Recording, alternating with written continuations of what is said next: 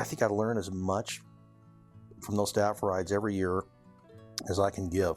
And my role in South Canyon with our hotshot crew is I wasn't on the crew, I was back in Prineville. But my responsibilities or duties are after we were notified, the crew and the fatalities we had in the crew was, what do we do to take care of our firefighters that are still here, the family members that are still here, all their peers that are suffering, the survivors, bringing them home, how do we take care of them?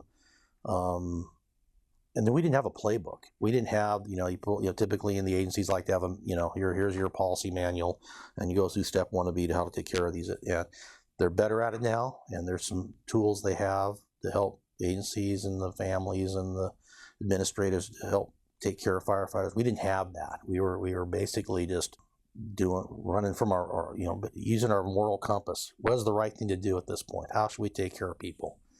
And so that's been my big emphasis, really, is in this business, as hard as it is to say, we have fatalities annually.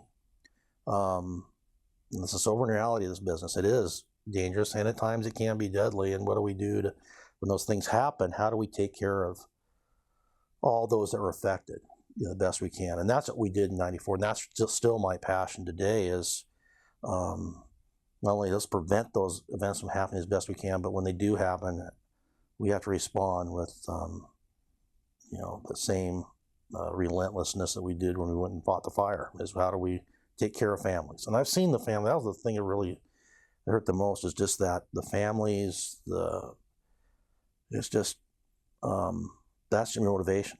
That is the suffering they have to go through. So at the South Canyon Staff Ride, I spend my talk, and I get a chance to spend 10, 15 minutes talking to a bunch of young, impressionable firefighters and agency administrator about, here's what happened in my world on July 6th, 1994. And here's some of the things we did well. Here's some of the things we didn't know if we were doing well or not at that time, but we were working on emotion and what we thought was the right thing to do, and trying to put the pieces back together and take care of people as best we could.